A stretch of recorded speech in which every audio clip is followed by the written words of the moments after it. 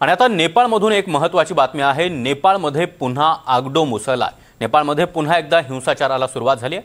काठमांडूमध्ये पोलिसांवर जमावानं दगडफेक केली आहे। यापूर्वी देखील नेपाळमध्ये आंदोलकांनी नेपाळचं सरकार उलथवून लावलेलं होतं। झेन्झेंनी केलेल्या आंदोलनामुळे पंतप्रधानांना देश सोडून देखील जावं लागलेलं होतं आणि गेली अनेक दिवस नेपाळ धुमसत होता। मात्र आता पुन्हा एकदा नेपाळमध्ये हिंसाचाराला सुरुवात झालेली आहे।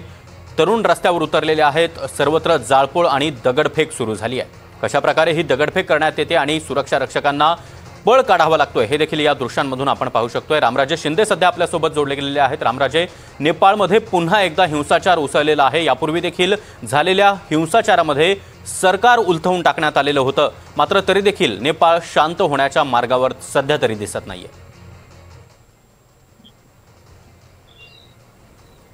बिलकुल, खरं तर मध्यंतरी नेपाळ शांत झालं होतं, परंतु आज सकाळी जी 10 वाजता ठिणगी पडली ते म्हणजेच की UML नेते शंकर पोखरेल यांचं जेव्हा काठमांडूमध्ये आगमन झालं ते विमानतळाच्या बाहेर येणार होते असं झेन्झी या आंदोलनकर्त्यांना कळालं आणि या साधारणतः 150 ते 200 आंदोलनकर्ते तेव्हा एअरपोर्टकडे पोहोचले।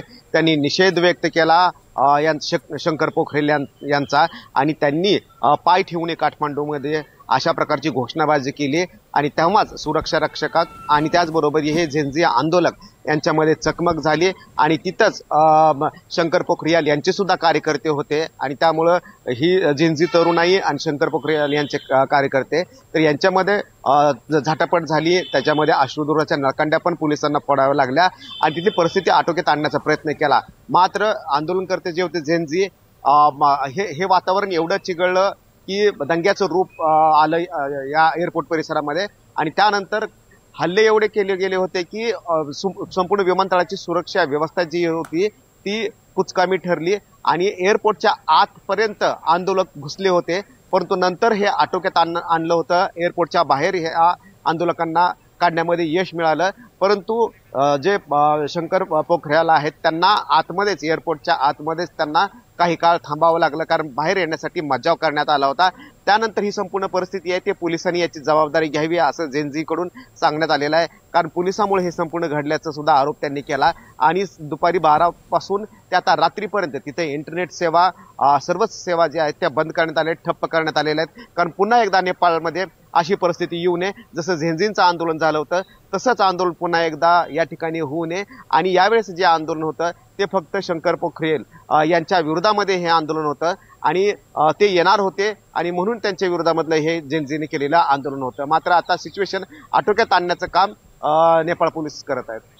नक्कीच रामराजे, आपण पाहिलं होतं की ज्यावेळी सरकार उलथवून टाकलं या झेन्झींनी त्यावेळेस त्यांच्या प्रमुख मागण्या होत्या आणि त्यांचा खास करून रोष यासाठी होता की नेपाळमधील बेरोजगारी, उपासमार आणि जे नेत्यांची मुलं आहेत त्यांना मात्र त्यांची लाईफस्टाईल एकदम चांगली आणि नेपाळमधील युवक मात्र अक्षरशः उपासमारी त्यांच्यावर आलेली होती, त्यांच्यावर त्या प्रकारची वेळ आलेली होती आणि म्हणून हे आंदोलन उभं राहिलं होतं नेपाळमध्ये।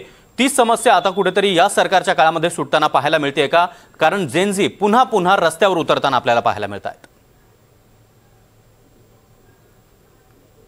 बिलकुल, त्या आंदोलनानंतर नेपाळ जो आहे तो काही वर्ष मागे गेला, झटका बसला कारण सत्ता परिवर्तन झालं आणि संपूर्ण तिथलं वातावरण जो होतं ते ढवळून निघालेलं आहे। मग अशा वेळी ते पुन्हा एकदा शांतता तिथं प्रस्थापित करणं हे सर्वात अगोदर चॅलेंज होतं आणि तसे प्रयत्न सुद्धा करण्यात आले होते। त्यानंतर काही प्रमाणामध्ये तिथं ठिणग्या उडाल्या होत्या आणि थोड्याशा चकमक झाल्या होत्या, परंतु एवढ्या मोठ्या प्रमाणामध्ये पुन्हा हिंसाचार होईल असं वाटलं नव्हतं।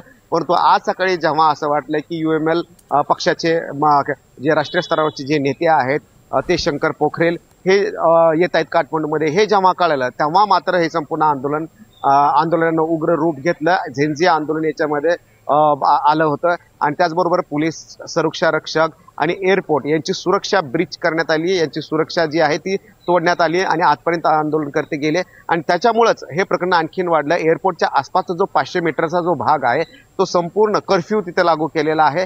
आणखीन महत्वाच्या शहरामधल्या महत्वाच्या ठिकाणी सुद्धा तिथे कर्फ्यू लागू केलेला आहे। आसपास सुद्धा मोठ्या प्रमाणावर नुकसान झालेलं आहे, वित्तहानी मोठ्या प्रमाणावर झालेली आहे, जीवितहानी किती झालेली आहे हे अद्याप स्पष्ट झाले नाहीये।